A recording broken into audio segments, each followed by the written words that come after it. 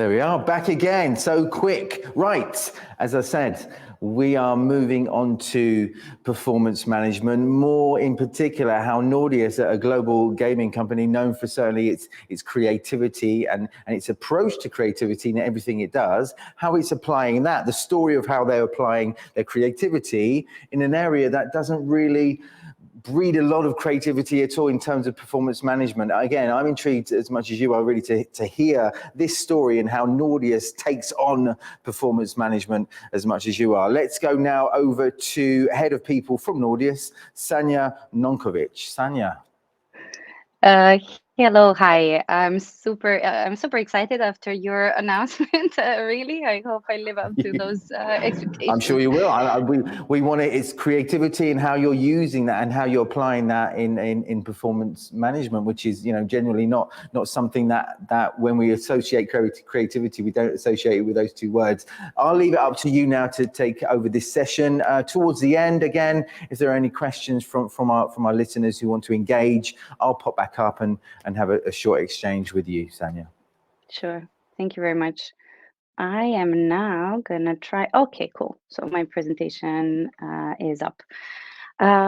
So hey, I'm Sanja, and I work here at Nordeus with the HR, engagement, talent acquisition, and employer brand teams to create amazing people experiences on every step of the employee journey.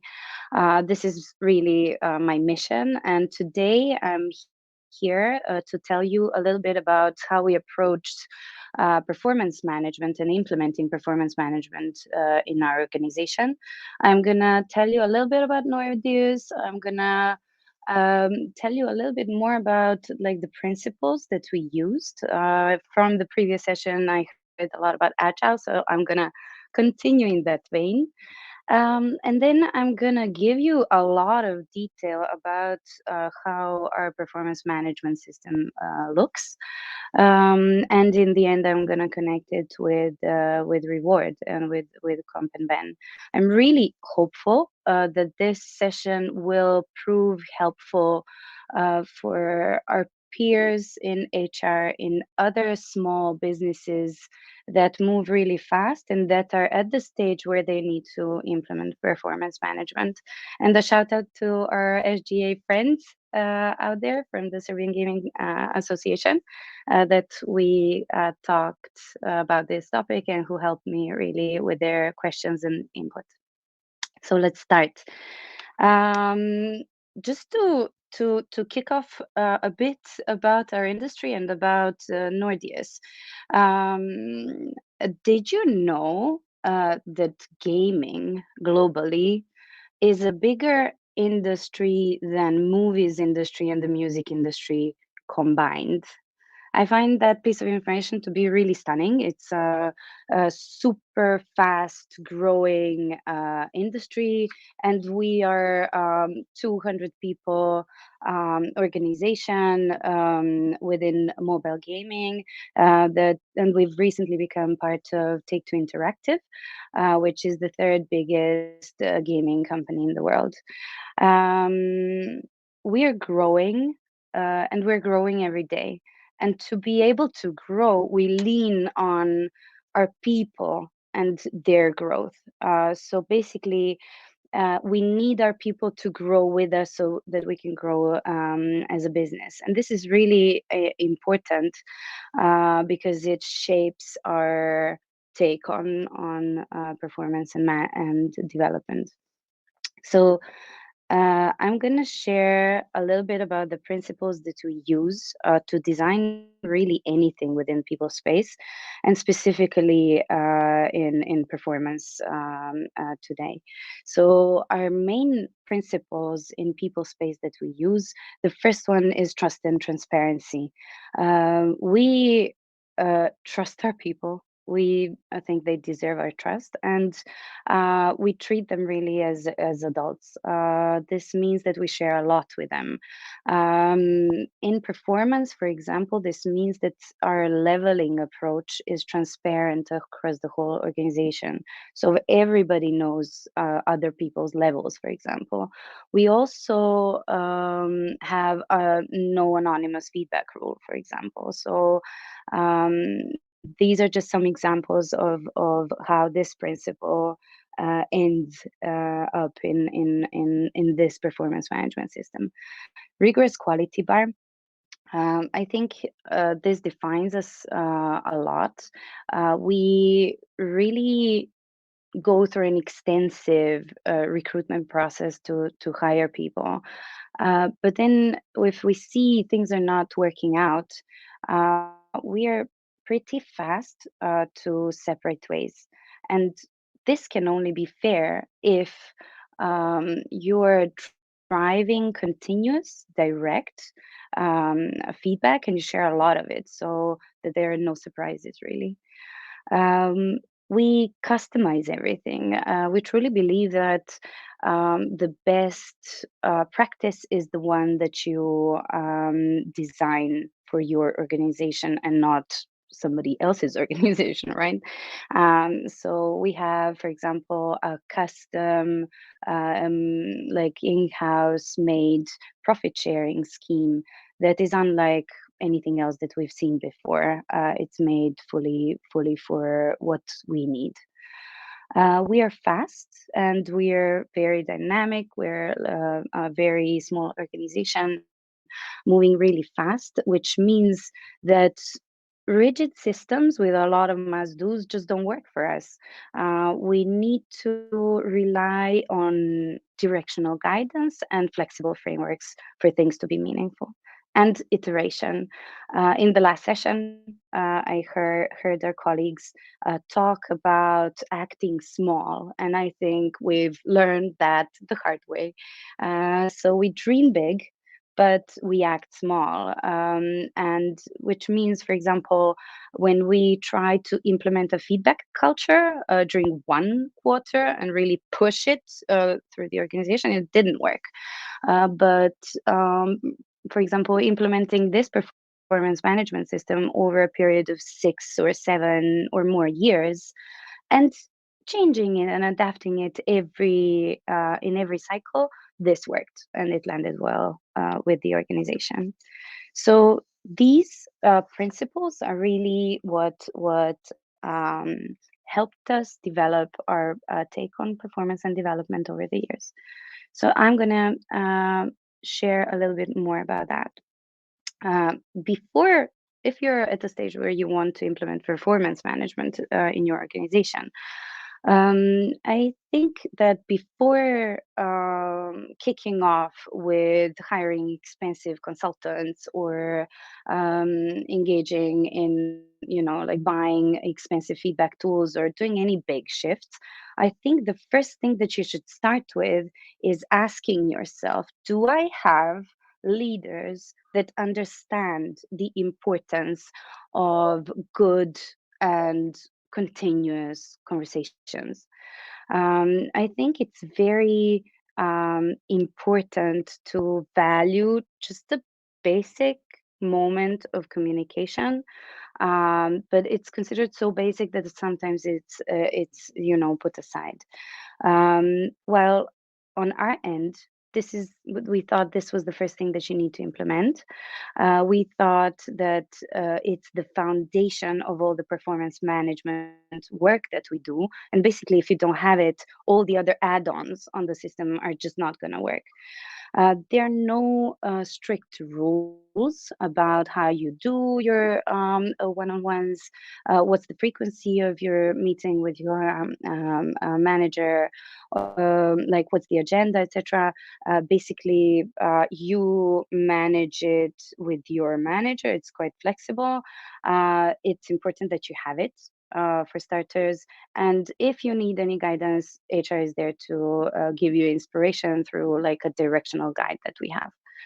What we do insist on is having structured, in-depth career conversations twice a year to focus on how it's been and where we're going. So basically, I'm now going to share more about that. And this is really our framework. I hope you can really see these little notes in the slide. So basically, building on these continuous conversations that you have with your manager all the time, twice a year, we will ask you to have in-depth conversations with your manager, and these happen around the calibration cycle in March and in September. So twice a year.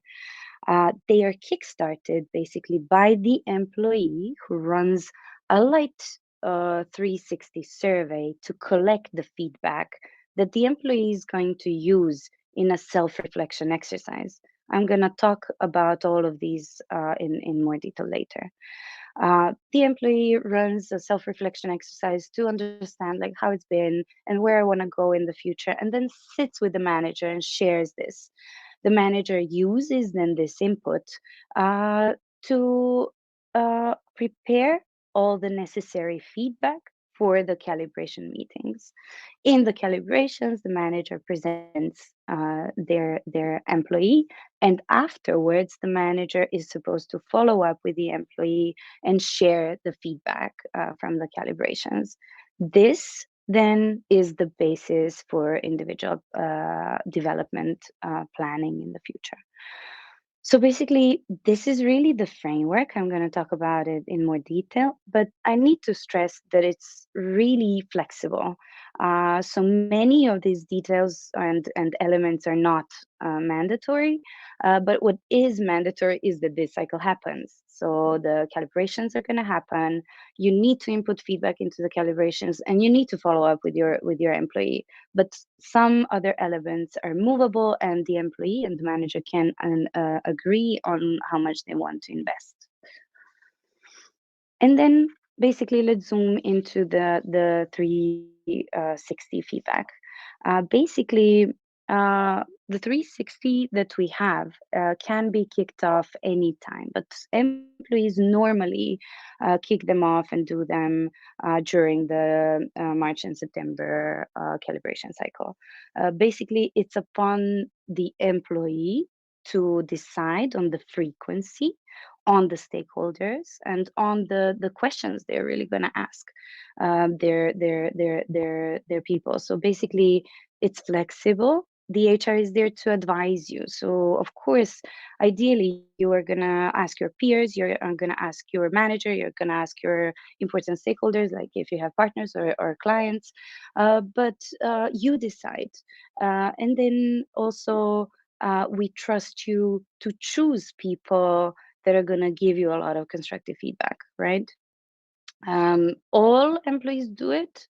And for example, our CEO is quite regular in doing his 360 basically every 6 months and inviting this feedback.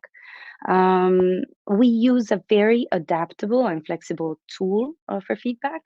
And this is not a promotion because I trust there's so many great tools out there. But at the moment, we are using Paycor.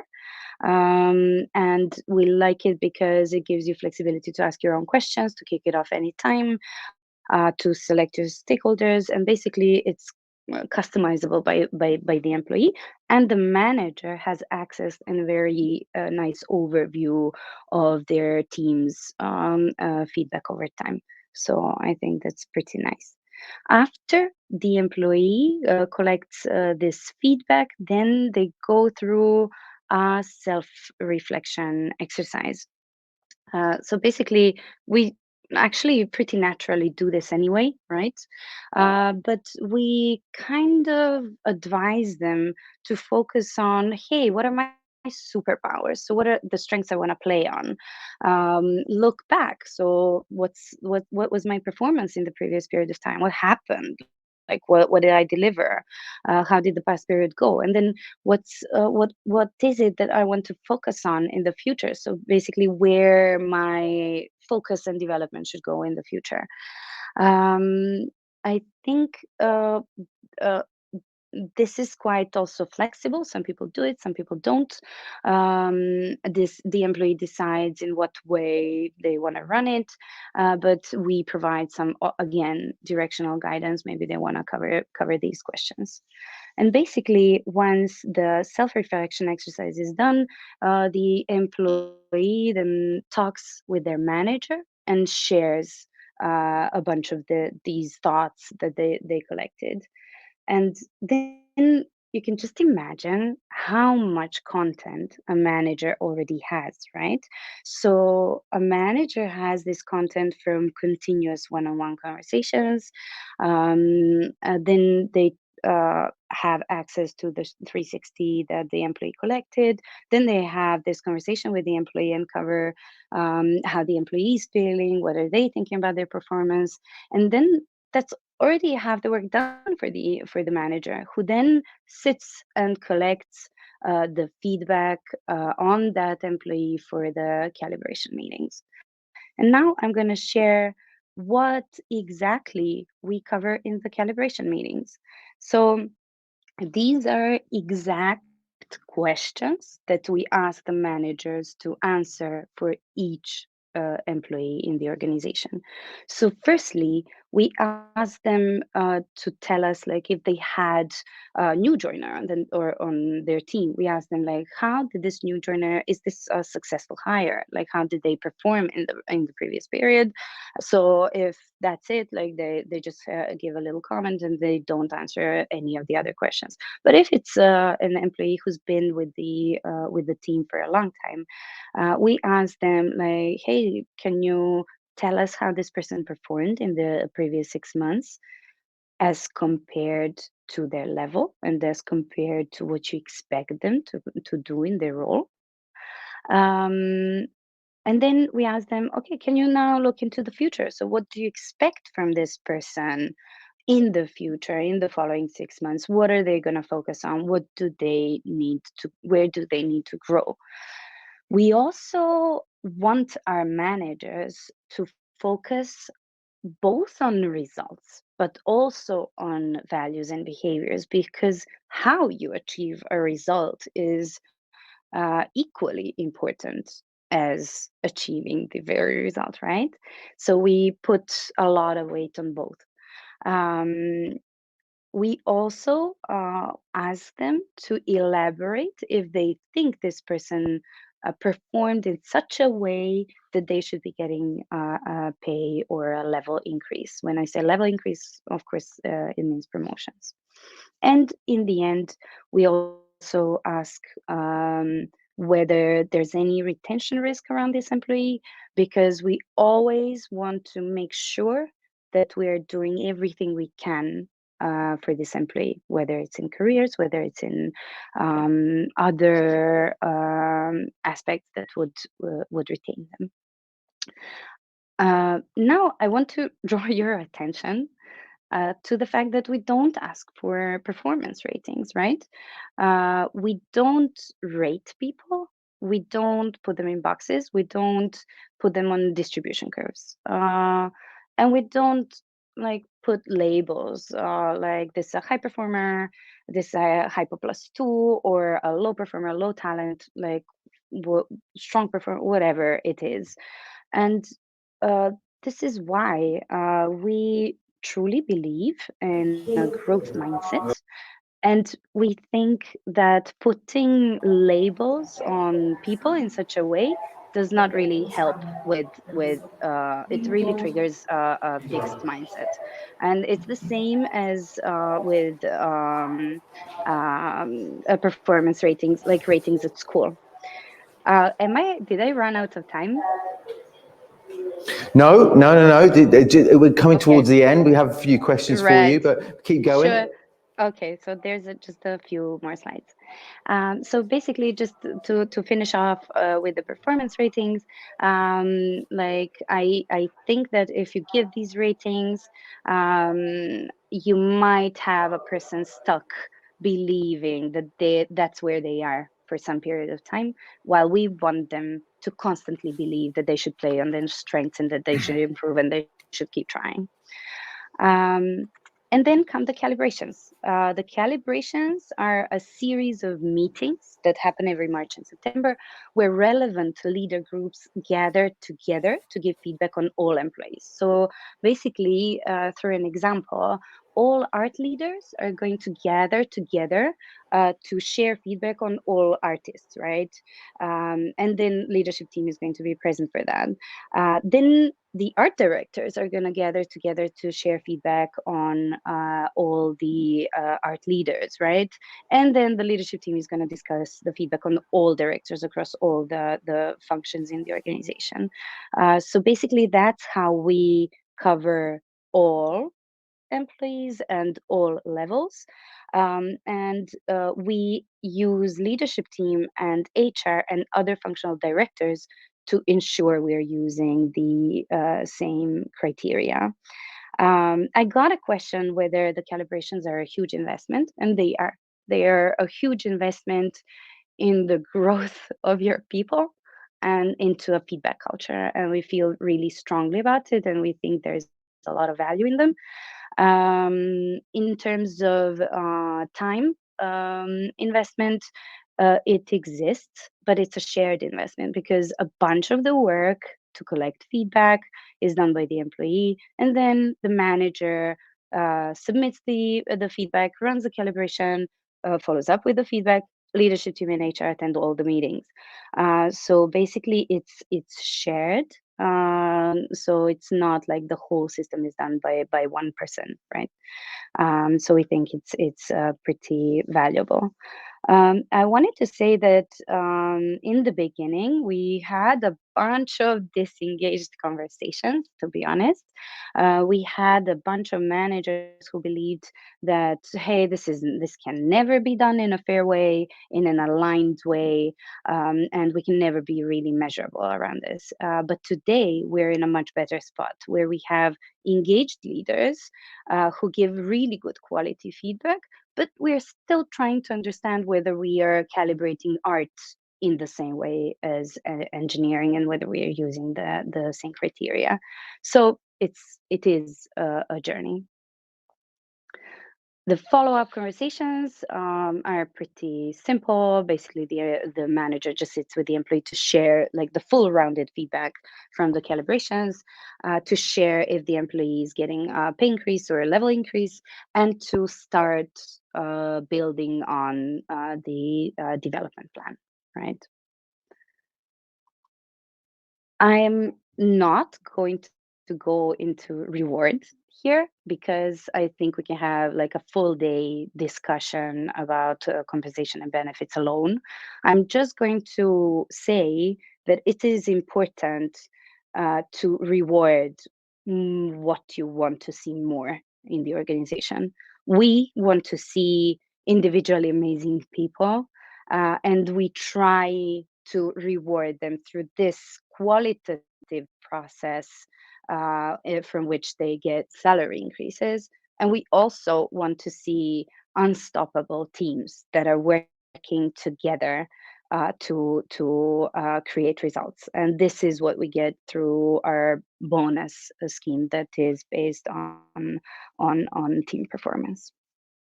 So it's important that your performance management system is very well linked to the compensation strategy. And yes, have we mentioned OKRs yet? No. Basically, this I really cracked my brain a lot around this when I joined Nordeus. Like, of course, we have to have smart individual goals that are linked to your performance, and then you get your salary increase linked to that. Well, we don't do that.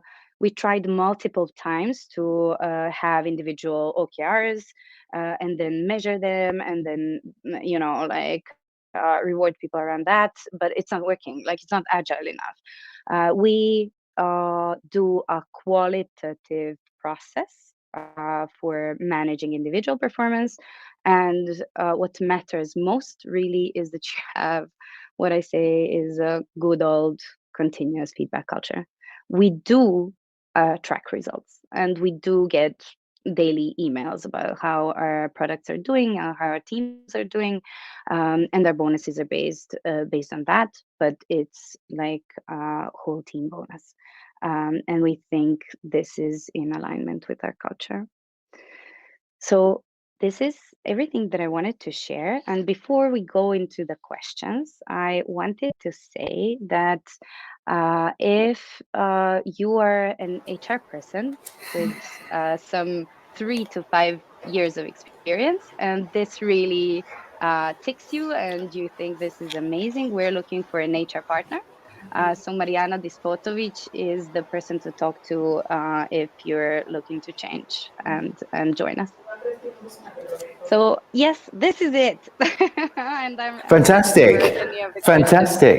Thank you. Great, yeah, we have quite a few, quite a lot of engagement as you were speaking. Sanja, let's go for the first, we'll go through these one by one quickly. So what was the most important strategy or process that helped build trust within the company? What would you say? Help build trust. Yeah, So was it trust in HR, trust doesn't in say, but I leaders? imagine Yeah. with the relationships within the company. So I really think that what helps a lot is implementing things that work. So you need to go small, and all the changes all the time need to be really meaningful, and people need to relate to them, see them as useful. And this was what normally people see as, this is where they see you as a credible partner, somebody who understands, somebody who is helping them and not, like derailing with these HR processes that have no meaning. I'm not sure if I answered Yeah, I think so. I that think so. question. The very small things, those small interactions, daily small interactions, are probably really important, right? Because it builds up that relationship over time, and then builds up certainly the trust as time goes on. Yes. We'll move on And now to the next question. Have you ever tested quarterly quality collaborations? And if yes, yes, how did it go? we did. I think some 6 years ago, we had quarterly calibrations, and it was just too much work. We went with 6 months. It works with like our cadence and our speed. So this is really why it works for us. Okay, next one. How do you agree on the expectations and criteria? That's an amazing question because I remember exactly when I was thinking, like, should everybody have a piece of paper with their role exactly lined out or not? How do you define what's a good expectation? It took a lot of our energy and time to crack this up. But really, if you just consider like having these like this level of feedback every 6 months, and then continuous conversations, your expectation has to be defined pretty correctly and has to be moving all the time. So it's really within that conversation, and it's not on a piece of paper, most probably ever. That's how we manage expectations. Great answer. Sanja, listen, we have come to the end of this session now. Again, one of those kind of sessions that could just keep going, and we would keep listening naturally. Unfortunately, we can't do that. But again, if anyone wants to reach out, they can reach out directly to you, and then you can certainly Absolutely. pass, can you just remind us again of the person that you mentioned a little earlier on I for people that are mentioned interested my in? dear colleague Mariana Despotovic, who is happy to get any people interested in working as an HR partner with us. Fantastic. If people Yeah, can't remember who that is, they'll reach out to you, and then you'll certainly absolutely. point them in the right Sure. direction. Sanja, Thank you thank very you so much. much. Thank you so much for your insights. But again, most importantly, for your time. Thank you. Thank you very much. It was a pleasure.